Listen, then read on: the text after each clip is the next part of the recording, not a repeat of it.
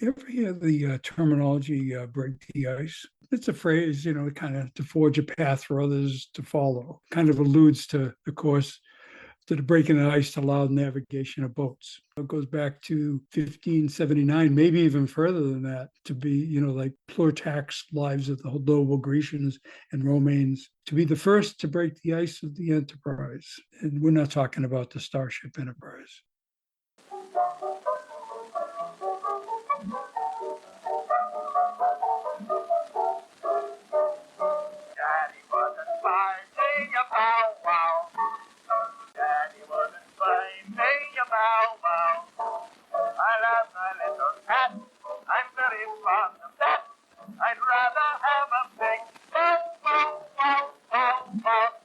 Hello and welcome to the Motiverse. I'm Linette.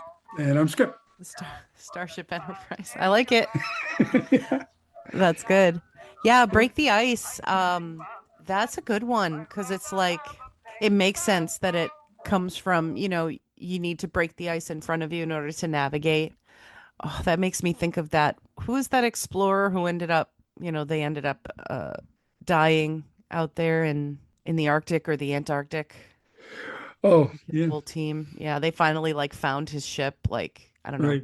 Right. just a couple years ago. But and I remember reading, not reading, I remember hearing about their mission and when they had to abandon the ship because the ship was stuck in ice and Yeah. they had to Yeah. like go out, they were taking things with them, Mm-hmm. right? And they wrote down everything they took with them and they were taking like a desk What are you and gonna do with like the disc in the Arctic?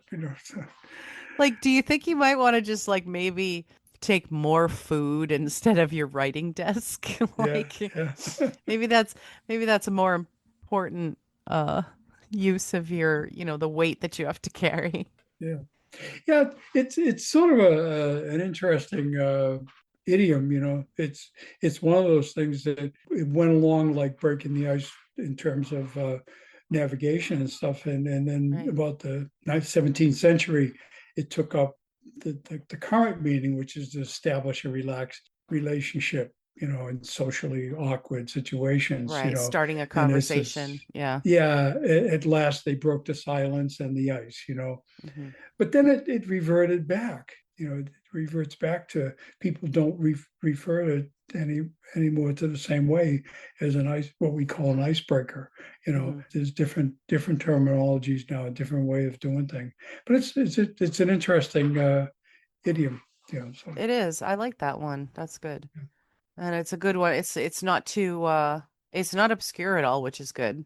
But it also like yeah, it makes sense still, which is good. it does, and even Mark Twain used it in Life on the Mississippi, so it's there's references all over the place about that, and people, if you say break the ice, they kind of get it, what it means. So Right. anyway, Very good.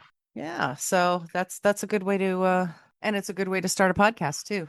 Breaking the yeah, ice. yeah. We'll break the ice too in the Yes. podcast. So yeah, so we're back again. We're doing some more, I assume, some more random facts. I have a couple of random ones that are standalone, but then I have a couple that are my usual style where I kind of jump off from a point and look a little further into things. But Sure. what do you have Mhm. this week? Yeah, well, I have quick hitters, what I call quick hitters. Oh yeah. We may or may not have talked about this before, but Switzerland has more emergency food stockpiles per capita than any other country in the world. Wow. Yeah, every resident is required to keep enough food supplies to last for several days. Oh, so they made it like a rule. I was gonna say, I feel like there are parts of this country that probably have a ton. Yeah, true. Yeah, yeah, yeah, true. All in one guy's basement, along with all of his guns and stuff. You Yeah, get yeah, that big tub of exactly. mac and Yeah, cheese. whole Yeah. whole different reason for it. Yeah, right. Yeah, Yeah, yeah. yeah. And there's another. Mexico is the home to a butterfly species called the blood butterfly. Have you ever heard of that? No. Ooh. Yeah, it has dark red blood and emits a smell similar to rotting meat to ward off predators. Oh, that's It's interesting. interesting. Yeah. And you know something else interesting? I was reading and I don't have it in front of me, and I should have picked it up because butterfly wasn't originally butterfly; it was flutterby. Oh, right. I think Yeah, we may have we may have talked talked about that about like a that. Yeah, long time ago. Yeah. yeah, yeah, yeah. So that's just, as soon as I saw that, I go, I remember that one. Oh, that's Do you know cool. that it's illegal to use elephants to plow cotton fields in North Carolina? I was wondering about that. In Yeah, Oklahoma, I got some people I need to report then because, there you go. I've Yeah, seen yeah. yeah. Well, here's some more people you can report. In Yeah. Oklahoma, it's illegal to make ugly faces at a dog. Oh, I feel like we've done that one before. Yeah. Yeah, Yeah, I remember I got yelled at for yelling at a dog once when I was a kid. So, but that wasn't in Oklahoma. So yeah, okay. they had no leg to stand on. No leg to stand on. That's right. Yeah. This one is a little bit more involved, but Hmm. we can go on for two hours after that if you want. Yeah, yeah. This is the thing. Do you know what the first German uniforms were made from? What they were made from. Yeah, the No. material. What? Yeah, they Oh, were made with the common with nettles. And they mix small quantities of cotton with nettles. oh, Nettles has an advantage over it's a plant has an advantage over cotton. Cotton needs a lot of watering, grows in a warm climate, requires a lot of pesticide treatment to grow economically. right. Nettles, a common nettle, is a perennial flowering plant and belongs to Okay. the Urticaria family, which you remember that people get urticaria. You know what that is, cold urticaria, which is basically Like they get poison ivy type hives. of, yeah, yeah. Yeah, yeah. So it can cause that problem. They have stringy hair. It says that it's has stringy hairs, and so you can imagine, with the stringy hairs, that it would make it's sort of ideal to make with fabric. You know, Right. Because yeah, it's a and stronger fiber. Yeah. right. But the function of these stinging hairs is like they inject histamine and other sustenance, causing a stinging sensation when they're touched, leading to the urticaria, which is a type of contact Like a dermatitis. rash. Yeah. Yeah, like a rash. So it's been long used as a source of medicine Hmm. in food, tea, raw materials in ancient Saxon days and modern society. It's sort of an interesting thing, and it turns out Yeah. the way they found this is they were wondering how their uniforms would stand up, like they did, because making uniforms, that stands up in the various conditions. Right, Uh, right. Well, I know in parts, I think it's like Scotland mhm. and maybe other parts of the UK, they still have dishes that include nettles. So Yeah, I'm wondering if that came from the medicinal origins of nettles, like as far right, as like people still eating them in some way or another. right, right. That's very interesting. And they probably grow pretty easily in a lot of environments Yes, because they're hardy and they're perennial. exactly. That's where the advantage that had, they produced millions of kilograms of this material, and it just constantly, making the uniform, using it to make the uniforms. I think after you get by, the problem with getting contact dermatitis from it, the mixing of the cotton probably would offsets that. So I thought that was something interesting to read about. And Yeah. yeah, so yeah. That's kind of similar too about how they were trying for a really long time to make hemp a big crop in the Hmm. US Right. Hmm. because of all of its uses for like, paper and cloth manufacturing and all these kind of things that you could make out of hemp. Right. But and it would have been much more economical than like a bunch of trees that you would then cut down and all of Right. that stuff, like take up a lot less space. It would grow easier, but it Hmm. didn't take hold because of the other properties of hemp, I guess. We're causing too many issues. Yeah, I don't know.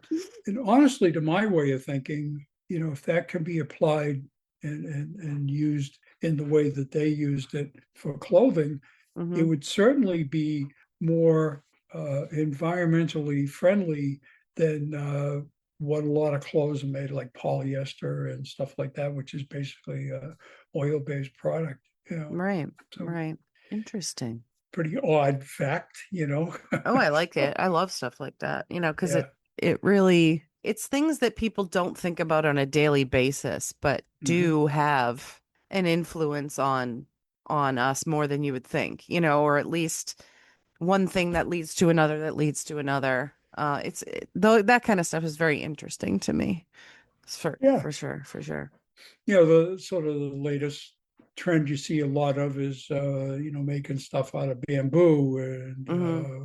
I've had some clothes or something made out of bamboo. I wasn't that impressed with it, but a They're lot of getting people swear better. by it. Yeah, Yeah. they're getting better with it because at first you could definitely tell the difference. Hmm. But now I feel like there are definitely things that like I had some dish towels that were bamboo and they really didn't feel any different than other dish towels. Right. Hmm. That you can make a lot of paper from it. Right. It's arguably better because it grows faster, it needs less to grow, it's more sustainable. It needs a lot less industrial intervention in Treatment. order to manufacture because you don't have to Yep. like take down these huge things in order to process them. Hmm. But the other side of that coin is that you can't exactly introduce species of plants just like you can't introduce species of animals just everywhere just because it works better. You know what I mean? Yeah. Because then you'll get a kudzu problem if you get an invasive version Oh, of yeah. that. Oh, So it's absolutely. not like Yeah. we can, you're not going to change all of our forests to bamboo, you know, Right. 'cause that's not going Yeah. to work. There's something's going to be affected negatively. So you kind of, even though some things can be more sustainable, you can't eliminate the need for, let's say, importing and exporting, Right. that kind of a thing. So, yeah, but Yeah. it's nice to Yeah. think about alternatives. I think we should always be thinking about alternatives. Yeah. And I thought that was, again, I say it again, I thought it was an interesting alternative, and it makes you think about other alternatives, Hmm. which can have advantages. I think, there is, there's like cotton, has, uh, has a lot of comfort advantages, but it also has different disadvantages, Right. which, make it in some cases, in different climates, not very comfortable. So, Yes. Yeah, that's true. I wanted to start with a standalone fact. This one calls back to our last episode. You remember where we were talking about time travel and the common story of going back in time to kill Hitler? yep, yep. Hmm. So this popped up just out of nowhere when I was doing my research that the first work of fiction depicting someone going back in time to kill Hitler was actually published in 1941. Wow. It's pretty early, Hmm. right? Yeah, pretty early. Yeah, Pretty yeah. early. It was it was uh published in Weird Tales. Had you ever heard of Weird Tales? It was like a Yep, I've heard of it. Yeah. yeah, it was like a pulp magazine. Hmm. Uh so it was a story called I Killed Hitler by the guy's pen name was Ralph Milne Farley.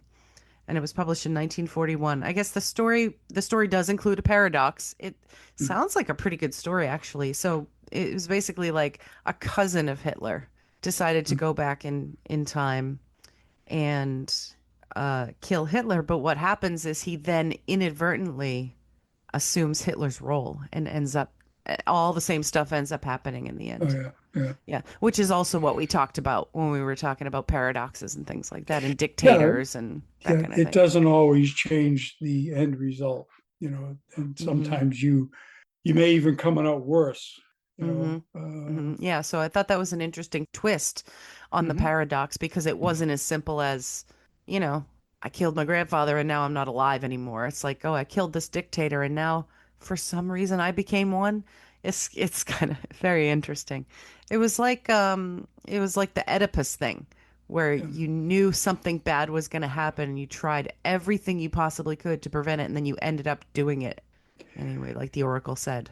Yeah. It's always interesting. Science fiction does, and a lot of outside science fiction does a lot of takes and twists on the effects of doing things, the Hmm. butterfly effect and uh, other things here or there. It's just, what was it? The be careful. We see this. Be careful what you wish for. Those kind of Right. things. So. Well, and it's funny, Shakespeare was really big on that, especially like in Mm-hmm. his comedies. Well, actually in his tragedies too. He was Mm-hmm. a Most of his stories, if you think about it, had a lot to do with one small thing affecting everything else. Right. Usually it was a misunderstanding or like a message that didn't get there or Right. something like that, but it was always like one turn of events affects the whole outcome of everything else. I find that really interesting as a piece of storytelling and how storytelling changes but stays the same over the centuries. But I Yeah. also find it really interesting. If Shakespeare were around at this time, I wonder if he'd gravitate more towards science fiction than uh, comedy or tragedy. That's possible, because yeah, certainly the cause and effect thing is really a uh, Hmm. science But fiction thing. There's just it is, time after time. Yeah, yeah. but it is in science fiction a lot. But at the same Hmm. time, if you think about it, even without using an example of Shakespeare, it's an absolute staple in comedy Oh, because yeah, 99% of comedies happen because, it's like a joke that Richard and I give to each other all the time. You're watching a movie and one thing leads to another, and the whole thing would have been resolved. It would have been a 5-minute movie if somebody had just listened to another person just explain what happened. Just yeah, big yeah, misunderstanding that just, for some reason the main character doesn't explain what's going on to people around him. It could have been like a yep, 5-minute explanation and everything would have been fine or be, oh, okay, that makes sense, the end. yeah, yeah. It's like as soon as I think of that, I think of these shows that have the funniest videos and stuff. Yeah. It's like you look at somebody starting to do something, you say, what's going to happen. Oh, and He's got to, yeah, yeah. they know what's going to happen too. Don't be fooled by those shows either. Yeah, well, I'm sure they do it on purpose. Yeah, Well, they're filming themselves. Like, why are yeah, you filming yourself climbing up a ladder, for instance? right. I Because wonder why. Yeah. something's going to happen. And yeah, and I guess you can see every single one. You're right, the same way. You can see every single one where there was one that something happens in this kitchen and the cats go absolutely bonkers running over everything. And well, it's happened before. Right, because you're filming it and you probably spooked the cat on purpose. Exactly. Yeah. And then there was another one where his dog tears apart a room chasing a ball. Yeah. Well, damn right well he's done that before. Yeah, That's even the the kids, game. yeah, Yeah. even the kids who like, these poor unfortunate fathers who honestly, I think every dad, when they become a dad, should be issued one of those athletic cups anyways, Oh, because like absolutely. Yeah. your kids inevitably gonna like hit you in the balls at some point, whether they're gonna Absolutely. step on Yeah. you or hit you with a baseball, like Goes without saying. and you're filming and it's like I'm now you used a video camera a lot when we Yep. were kids, but I'm pretty sure most parents don't film every single time the kid is like playing t-ball or whatever. So I think they know that this particular kid kind of Yeah. does this a lot. And I'm like, wow, poor dad. He needs to like get some protection. That's true. I think that, yes, I did a lot of filming, but it's interesting you say that because it was never with the idea that something crazy is going to happen. It's more or No. less, as a historical reference, if you will. Right. Um, there were times I think that, inevitably things would happen. And it's like, giving the 1 year old their first cake Oh, sure. and letting them eat it with their hands and get it all over their face. Well, you're filming that because It's going to you be know it, interesting.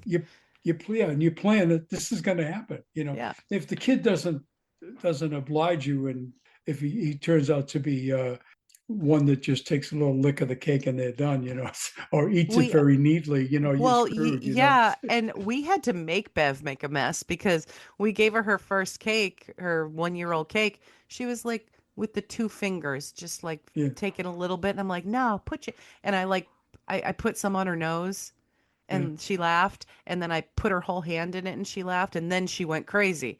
But if I Yeah. hadn't done that, she would have just been all delicate, like, this is fine. Yeah. Exactly. It was for Exactly. And us, not for that's, her. yeah, Yeah, exactly. That's right. that's so funny. Yeah, so I have my next thing is like sort of short, but it's just a couple of examples. And the jumping off fact, which I had seen in a I saw this in a documentary several months ago. I watched this.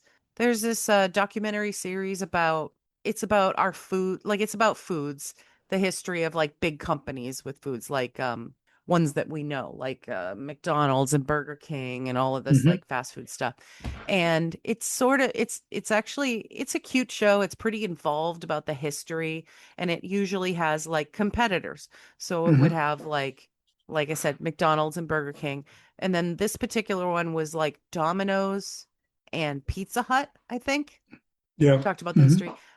And one of the really interesting facts about it was my jumping off point. So Domino's, it started like I can't remember where it started. I think it started in the Midwest somewhere. Hmm. And it was like brothers who they just had like a sandwich place and also did pizza, and they specialized in pizza after a while, and they were the ones who brought about like the delivery thing and all Hmm. of that stuff. They made it huge. Right. When they started to get big and they started to franchise, I think they only had a couple of stores, and one of the brothers really didn't he really wasn't into it anymore. It was too stressful for him. He didn't have like the business mind kind of thing, and he just didn't want to be part of it. So he traded his 50% stake in the company Hmm. for a Volkswagen Beetle. Hmm. And you'll see it all over the internet. It's like the $500 million Beetle, Right. because like Domino's became absolutely huge, and this brother just Sure. had Sure. and it wasn't a new Volkswagen Beetle either, I'm sure. It was Sure. like a Yeah. vintage car.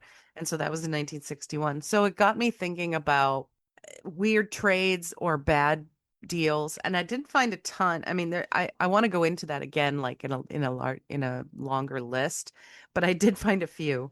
This one was interesting. So in the late 70s, there were a lot of weird laws in Russia when it came to money. Hmm. And they did a lot of weird trading with a lot of companies and stuff because of that. But the first one was the band ABBA. They couldn't, because of the Russian laws, accept money from Russia for like touring in Russia. Okay. So instead they received oil shares, which I think was a much better deal for them in the long Sure. run. Oh, yeah. Uh Long term. Yeah. Yeah, because they couldn't receive money royalties, which is very funny. But apparently Pepsi had a big relationship with Russia and bartering and trading, because Oh. they accepted, they traded like tomato paste for Pepsi Hmm. concentrate. But they also traded more than 10 warships from Russia in exchange for syrup, for Pepsi syrup. How do they do with the warships? Right. What is Pepsi gonna do with warships? I mean, it was funny because Knock it out kind of Coke? made me, Maybe. yeah, right. It was funny because it kind of made me think of that kid who won the fighter jet from Pepsi and he didn't get it. It's like maybe he could have gotten like a Russian warship instead, Instead, yeah. right? But yeah, I mean, apparently that was a thing for like for Russia to trade in goods in Wow. and stocks instead of money, because they had rules about like, I don't know, giving their money. I don't it's so That strange. just that's sort of strange, and I wonder if it because did the Beatles play in Russia? Yeah, they probably did. And I wonder, Yeah, yeah, because back that in would the have been like late USSR. 60s, right? Yeah. Yeah, yeah.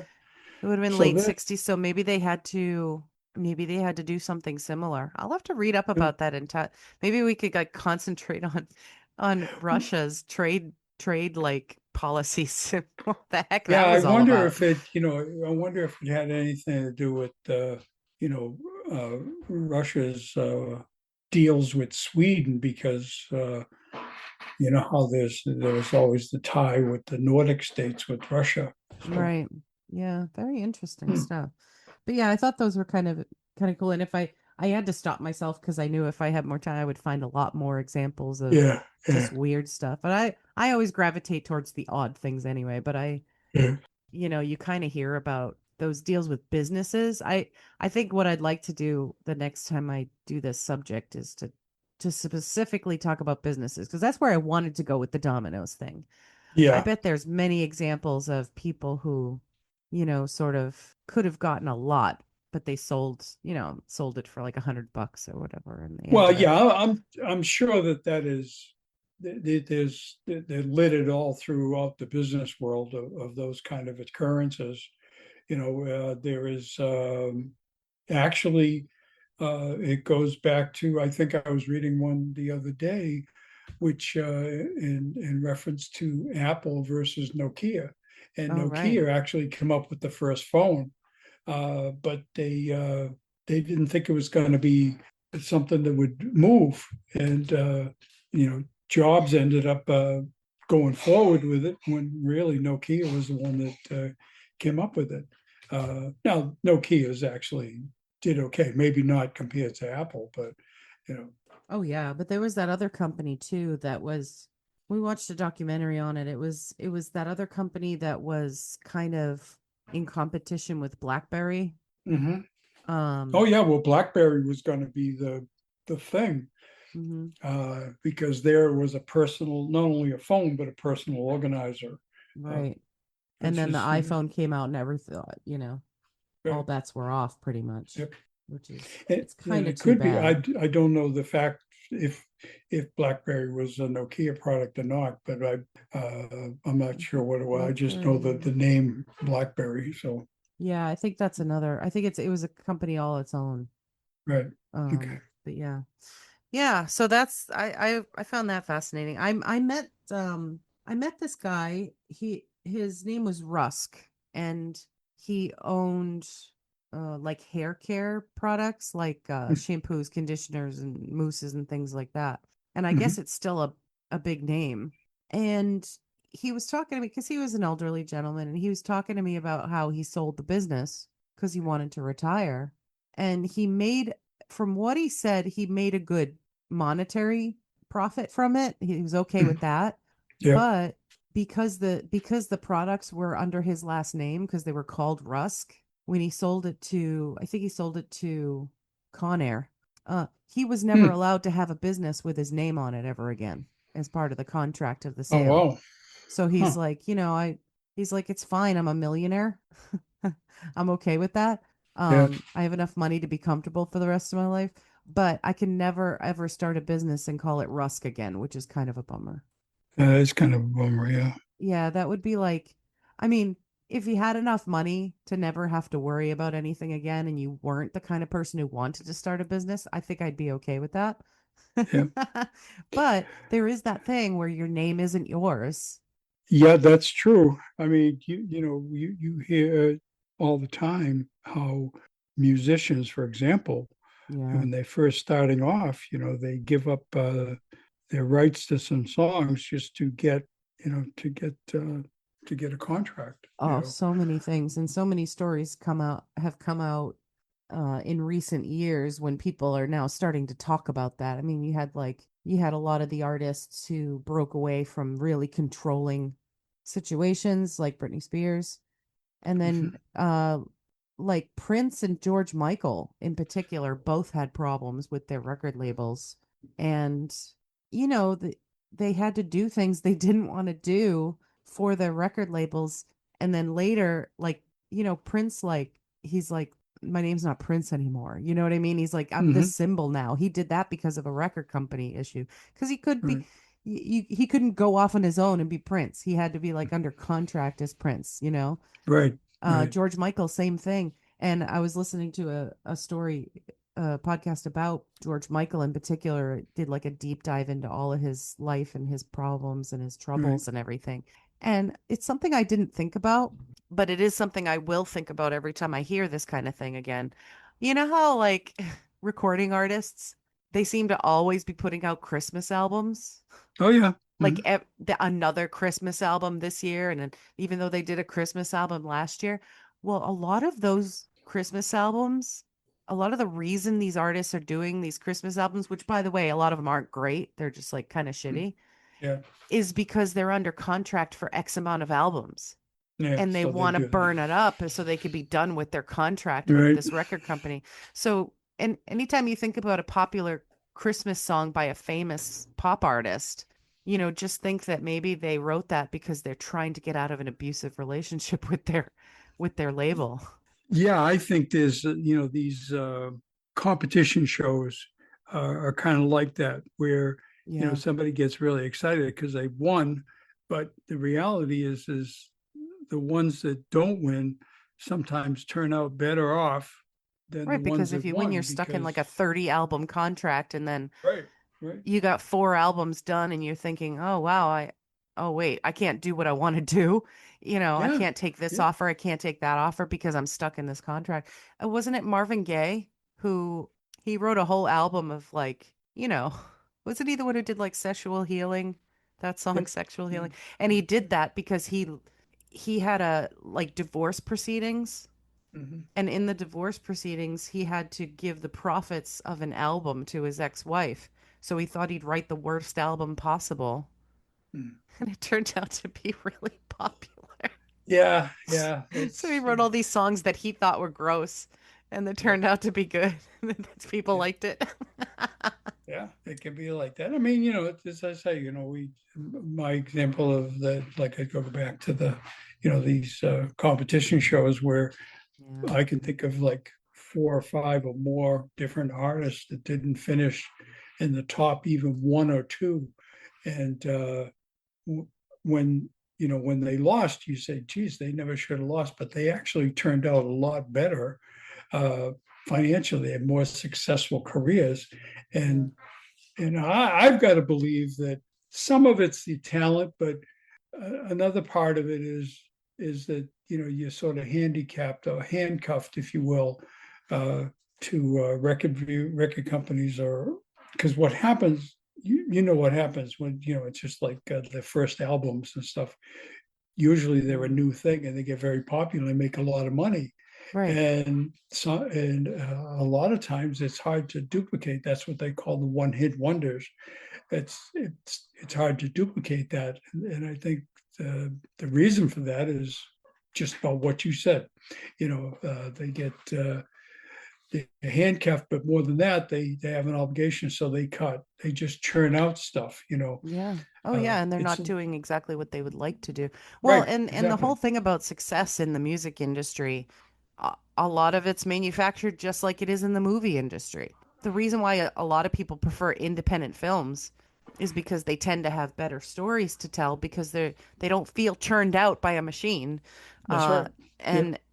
And sometimes that machine gets so far ahead of itself, it can't tell that it's like looking like manufactured. But look at any movie franchise that people are getting Yeah. sick of. Look at like the Oh yeah. Lucas stuff. I Yeah. mean, somebody is taking over and making some good things, but at the same time, for a while, it felt pretty churned out. It felt pretty like cut and paste. All Yeah. the Marvel stuff. It feels Yeah. very like, Well, oh, look, it's another one. they get that formula. I find what's interesting is when you say that, is that is really, to me, the trend that's happening on what we call, regular television, which is Hmm. the 4, 5, 7, ABC, CBS, NBC.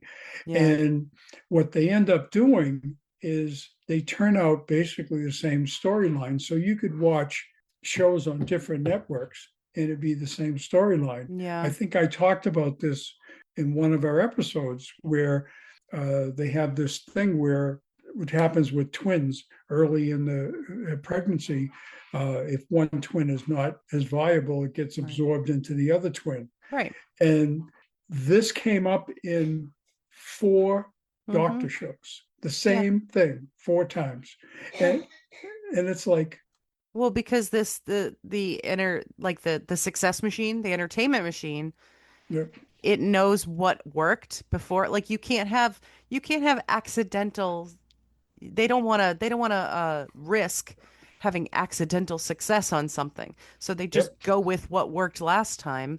And Yep. that's that's what a lot of this is because that's why, like, a lot of people don't watch the Oscars anymore because the Oscars, that committee decided before those movies were made which ones were going to win the Oscar because they Yeah. handpicked the people who were in them and they handpicked the people who wrote them and directed them.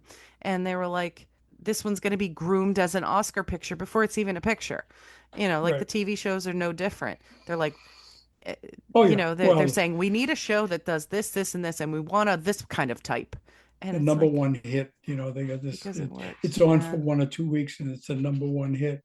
Yeah. And then then you're right. Then they just copy uh, the concepts and the storylines, and and it's even to me, it becomes lazy because they think they put a twist to it, but they're really not putting a twist to it at all. No, no, because Uh, they don't want to take too big of a risk in yeah, telling a yeah, story that may not hit as many people as positively as they want it to. That's why, when you watch a TV show, I'll watch a show on streaming that I never watched when it was broadcast.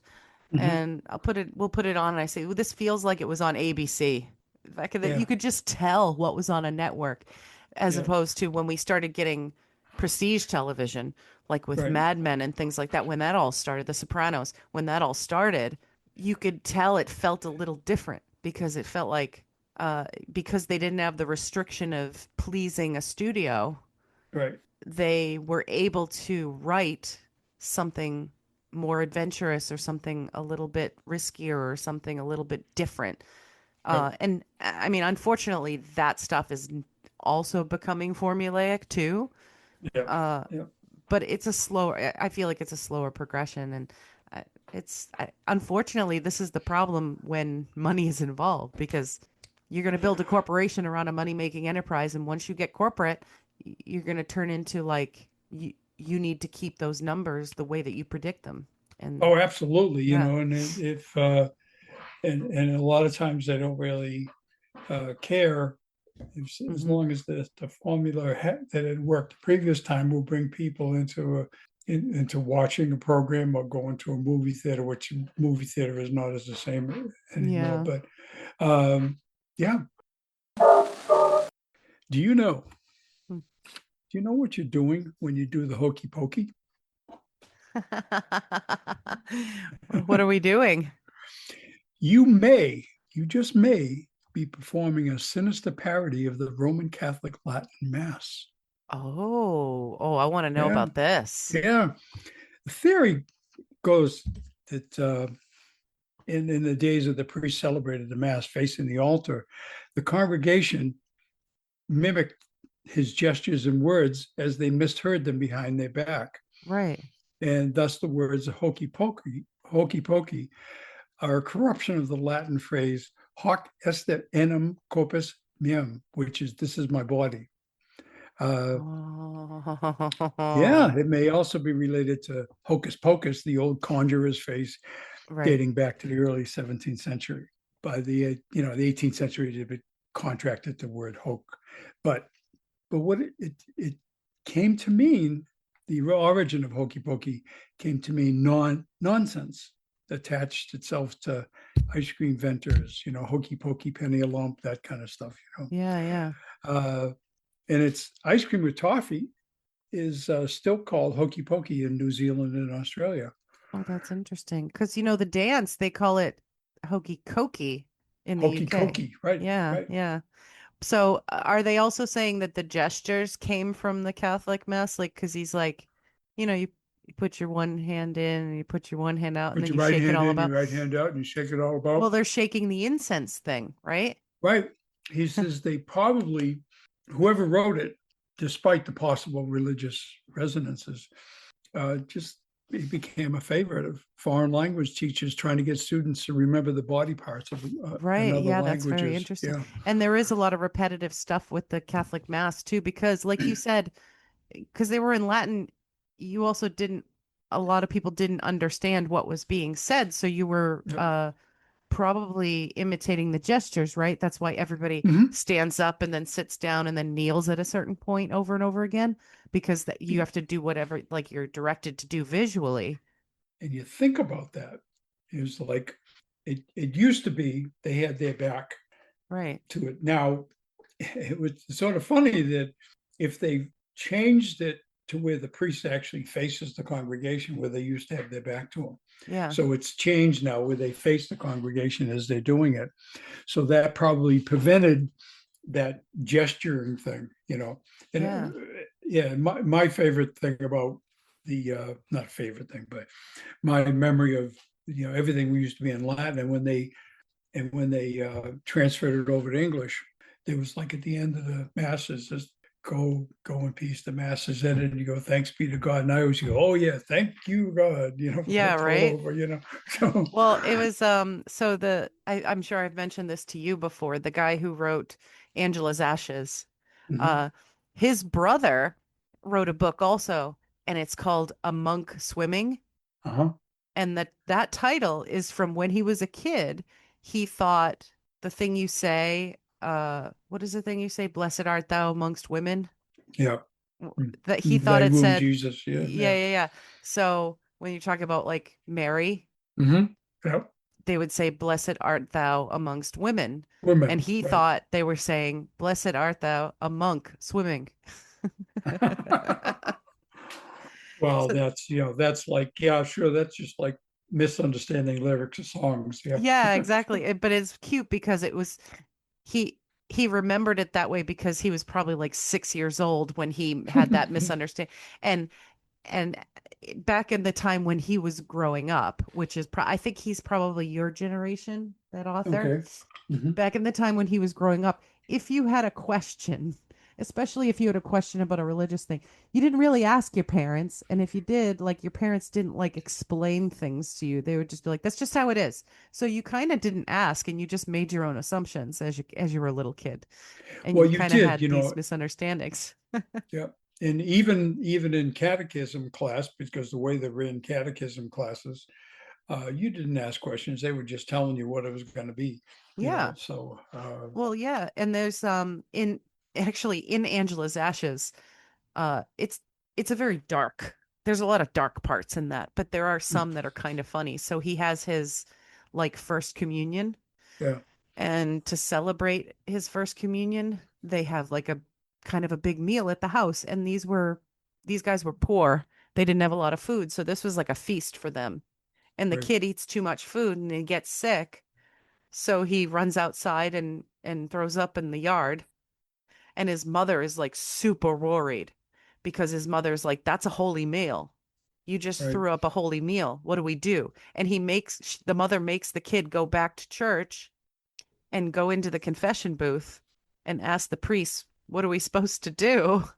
And the priest is like kind of giggling to himself. He says, tell your mother you can just put a little bit of water on it. Like, just right. throw some water on it. And he runs home and he tells his mother, Father said you could put a little water on it. And she goes, well, holy water or regular water? So he had to go back to the confessional And ask the question. Yeah, and go in and bless me, Father, for I have sinned. It's been 5 minutes since my last confession. And mother wants to know, is it holy water or regular water? And the priest is like, regular water will be just fine. yeah. Because the mother would terrified she'd do something wrong, if Right. Yeah, her child's soul would be messed up because he threw up a holy meal. yeah. Oh, Funny, funny. especially if a priest blessed it and stuff. Yeah, Well, that's it, and yeah. that kind of, yeah, it's a moment that is funny, but if you think about it in the larger sense, it's kind of not funny because you're putting people in a position where they can't use logic. Right, And right. they have to question literally everything they do and what God's going to think of it. And it's like, that's not how it should be. But anyway, this is not a religion podcast. No, no. Let's get away from that. Yeah, Yeah, exactly. yeah. So that's funny. That's good. Didn't write anything up about this, but I was reading about it. Is what are guinea pigs used for? What are they used for? I don't Yeah. know. Mm. Lunch. Yeah, that's true. They Uh, eat them in where is that? Is it Argentina? yeah, Peru too. Peru, Yeah. Peru. Yeah. They consume an estimated 65 million of them a year. And they're also in Colombia, Bolivia, and Ecuador. The best part of it is the cheeks, apparently. It's like when you think about it, it's interesting when you think about guinea pigs, and when they refer to guinea pigs, they refer to it what they use for testing. But in fact, 99% of the laboratory animals are mice and rats. Yeah, And because guinea pigs just are not practical for the rats and mice are easier to manipulate genetically, and so they can, for some reason, they can model a greater range of human conditions than guinea pigs, and that's why they don't use guinea pigs, which sort of throws me off when you talk about labs and they talk about as guinea pigs when really the guinea right. pig were used in that way. Well, I think it's because they used to be used in that way. Because more about before they knew more about the subtleties of what they were studying in Yeah, science, right. they would basically use lots of different kinds of animals, and especially animals that would breed quickly, which is how we Right. got into the rats. But the rabbits were huge, as Mhm. well, because rabbits, they breed very quickly and they have big litters and all this kind of stuff. And so I imagine that guinea pigs, being like a rodent, they would do that the same way they did with rats and mice, where you could have a lot of them, so you experiment on them. It probably really didn't have as much to do with how good of a model they were for the human body as Right. much as this is a creature that lives. We can do an experiment on it and subsequently postulate on humans, because they used to do dogs, and Well, dogs are true, not but like humans, what's because they had a yeah, lot of dogs. yeah, no, I get that, but it's interesting because even the expression guinea pig, Yeah. nobody really knows where it comes from. You know, it just sort of developed over the years, and guinea pigs were really, which is interesting. I didn't realize all of this is that one of the reasons they use so much for meat is the meat is low in fat and cholesterol.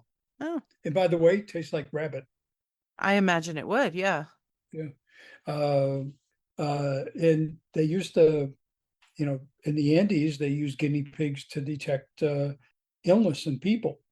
Oh, Uh, yeah, and they believed that the animal would you put it near the person, and it would squeak near where the disease is, the center of the source of the disease. right, right.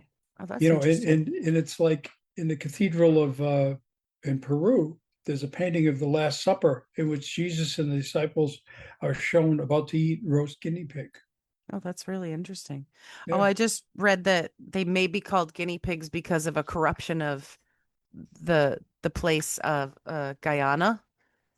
yeah, Um, okay, because okay, during the trade routes they would come from different areas, but they were brought to Europe via yep, Guyana, which is in South America, which you the guinea, probably have a yeah, lot of those there. So they right. were probably saying Guyana wrong, or they might have originally been called Guyana pigs. Yeah, and Yeah. that's probably where it came from. Yeah, And they're called pigs because of the little squeaky noises they make. that's right. Yeah, Yeah, because they sound like piglets. Yeah. and then, that's probably actually that's probably likely where the Hmm. name came from. It's just but there's no known. Yeah. It's like, hey, I said it. Nobody's saying that. So Right. Exactly. uh, That's very yeah, interesting. yeah, That's fun. yeah, that was Guinea fun. pigs. Yeah, so I knew about them being eaten though. And it's really funny about which animals we eat and which animals we don't eat, and how that yeah, changes from society to society and culture to culture. Because a lot of people talk about like the insect thing, but there's a lot of countries that enjoy eating certain insects, and sure. the insects provide good nutrition and also like plentiful nutrition because there's so many insects in the world. Well, I think that's especially in tropical climates. Mm-hmm. Yeah, Yep. Yep. mhm, And also like different mammals that we eat. It's very funny that we are not okay eating like horses, for instance, but right. some cultures are. And in this country, we used to use horses for dog meat. So Yep. you Hmm. know. And speaking of dogs, there's countries that eat dog, and we're just like not okay with that here for some reason because, we love our doggies and Right. love our doggies and our That's kitties. right. But it's like I love cows too. I think cows are adorable and I think they're really funny and they have like a lot of personality, but I'll eat a cow. Oh. I don't know if I'll eat a cow I made friends with, but I mean, I'm okay with eating cows. And chickens can be cute too, but I'll eat chicken. Turkeys are just stupid though. It's funny you said because, like, Sue's brother, he has the cows, and I think we asked him if they send them out to slaughter. He says no, he said, we Hmm. don't, Yeah. because he says they're kind of cool, just what you just said. So Yeah. Yeah. And I mean, honestly, people who do that, they have a way of thinking about it. And mhm. you sometimes get a little sad about it, but it's also this is what you have the farm for, That's right. kind of thing. Pigs are the same way. I've definitely watched plenty of people who created farms as an adult, like who didn't inherit a farm and decided I'm going to have some chickens, I'm going to have some turkeys, I'm going to have some pigs, and it gets difficult for them to send them off to slaughter or to slaughter them. But Yep. I think as long as you're not being cruel, Yep. I don't think there's a problem with that. But it is still very interesting how we think about which animals are okay to eat and which aren't. Even like in this country, there were plenty of states that would eat animals that most of us wouldn't want to eat now, like, roadkill type stuff or like Yep. squirrels or, Yep. you know, even some people don't like the idea of deer meat, but it's very, very acceptable here. Um, Right. but I wonder, like rabbit is sort of like some people are totally cool with it and some people are not. I Mhm. I've eaten rabbit and I've eaten like, duck and things like that that you would think, but the duckies are so cute and rabbits and all this kind of thing. But it's just funny that we don't eat like cats. Mhm. There's a lot of those too. We could Yeah. might be harder to farm cats because they're independent, but Yeah. Yeah. They're too quick to catch. Anyway. yeah, yeah. Hotmail, the email service Hotmail. Oh yeah. Did Hmm. you know that the reason it's named Hotmail is because it comes from the letters HTML?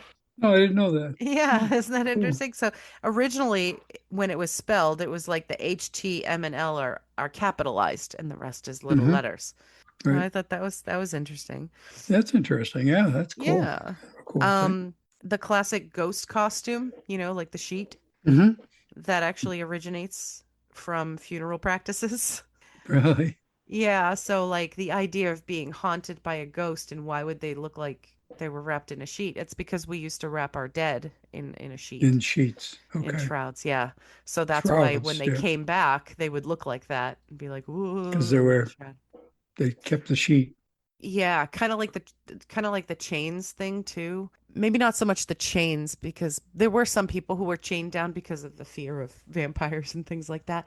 Hmm. But the thing when I was a kid, I didn't understand until much later. Do you remember like watching like one of the older versions of Christmas Carol when they would have Mm. like Jacob Marley Yep. and he would have this thing wrapped around his head Yep. and then he would unwrap it and then talk? Yep. They You know kept what? his jaw closed. Yep. Exactly, and they used to bury people that way because they didn't want to have a wake and a viewing with the person's mouth like hanging open. It was Gotcha. disturbing to see. So when you died, they would wrap your head in like a handkerchief like that and hold your mouth closed. Okay. That So makes that's sense. why, Yep. Yeah. yeah, that's why I like Jacob Marley because that was like an old practice. Hmm. Nowadays, they actually sew your jaw shut when they Yeah. embalm you for like your funeral and stuff. But I thought that was really interesting. I never understood that until much later, like why he had the thing wrapped around his head. But yeah, it's so Yeah. that because he was dead and his mouth would be just hanging open and Up, kind of up, up. Yeah. grotesque for the people. I thought that was kind of interesting. And then quinine, I'm sure you know. Thing about the gin and tonics. Yeah. So gin and tonic was invented because they realized that quinine was a effective treatment for malaria. So Oh when yeah. Okay. so when they were in this is like probably British soldiers. Right. Uh they were occupying whichever country they were occupying that had malaria. Hmm. Uh, they discovered, there's a lot of malaria, and they were trying to treat the malaria, and they discovered quinine probably through native people, because quinine is from the bark of Right. trees. There were Quinine probably, tree. yeah, quinine tree. And so they probably got some knowledge from some native people who talked about quinine. So they invented the gin and tonic. Mm. Um, because of the amount of quinine that's in the tonic, they thought. But the reality of gin and tonics, the amount of quinine that's actually in a gin and tonic, you'd have to drink 300 gin and tonics every day in order to treat malaria with that amount of quinine that's in the tonic water. After a while, you wouldn't care. Yeah, yeah. But I guess they added the gin to make the tonic more palatable Okay. when they were drinking the tonic water. So yeah, you better off eating the bark. Yep. And then I don't remember if I did this one already and didn't cross it off. Did we talk about 911? The Uh, origin of saying it that way? I don't recall. Okay. So you know how we say call 911, right? Right. Well, originally, they had to market that, right? Because you can't just, how do you let everybody know that they can pick up the phone and dial those numbers, right? Right. So they had to market it. And when they marketed it, they actually originally would say 911, call Right. 911, because that was like, just a way they decided to say it, right? Right. Well, they had to change their strategy after a while because so many people weren't getting the emergency help they needed in time because they were spending so much time looking for the 11 on their phones. That Yeah. sounds like okay. That sounds like people, right? It sounds like Yeah. America, right? Yeah. And we could have done 999 just like, the UK, but no, we had to do. No, we had to do 9/11. Yeah. Where's the 11? I can't call for Yeah. help. And, if we're being kind about it, we're talking about little kids calling 911, but we're not being kind about Right. it. There was Yeah. fully grown ass adults looking for an 11 on a phone because I know people are like that. It probably a better reality considering where dial telephones originally were is 111 would have been a better one, Because it would a be quicker easier one. because it's shorter, right? Right. Hmm. And Yeah. why not? I mean, why not just keep the operator system in place? I guess there's a reason for it, but like dialing just zero or just picking up and the operator's there. Wouldn't that have Yeah. been easier to keep that in place and then people could still have jobs and you could turn Yeah. it into an electronic thing? I mean, over time. You could. Yep. But isn't that funny how they did away with that and made it more well, that's not funny. It's just Yep. the way things are. Unintended consequences. Yeah, let's make this so much better and then it's like so much worse. Yeah. Oh, well, we'll never learn. We'll never learn. Nope. No. Mhm. All right. So I guess that's all we have for today.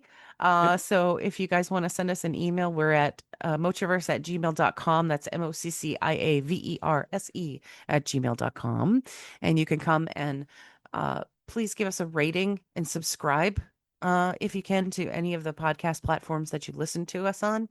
That'll help us to know if there's anybody listening out there and how many. And we do get downloads.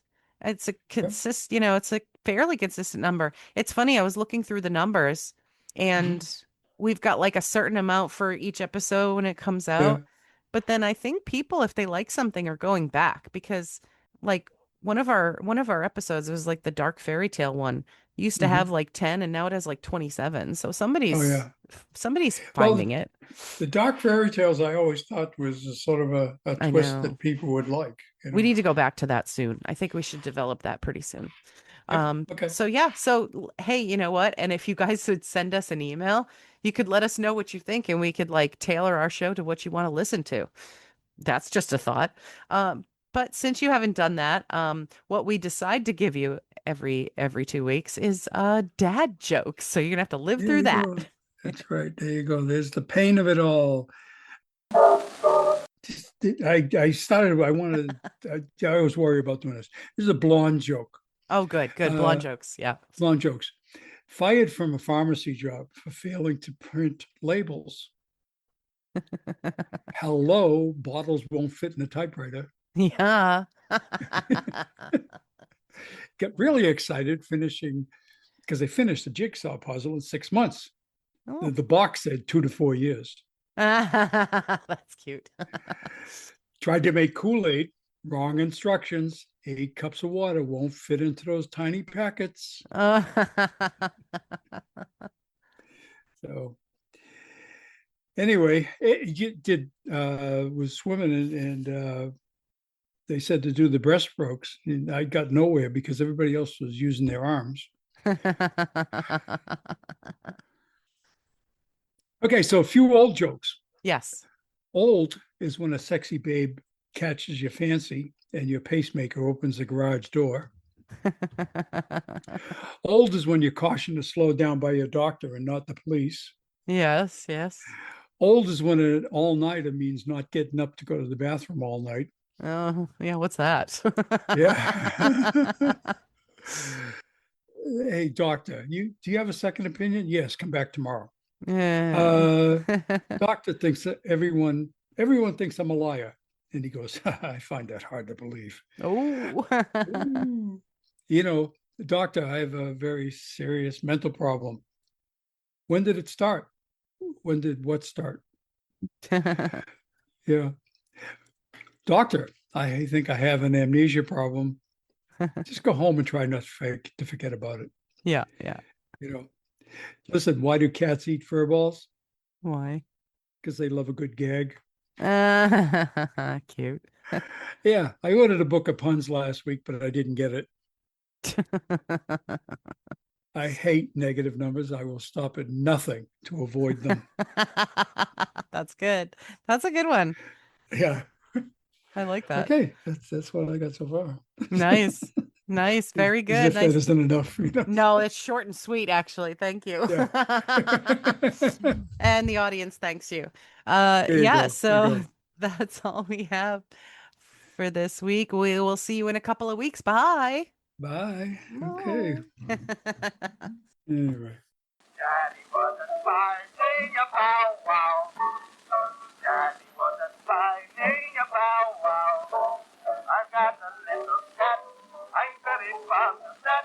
I'd rather have a big bow wow.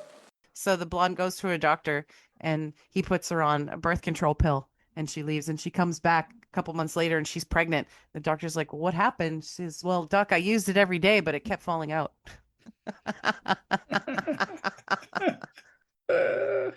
But a bump.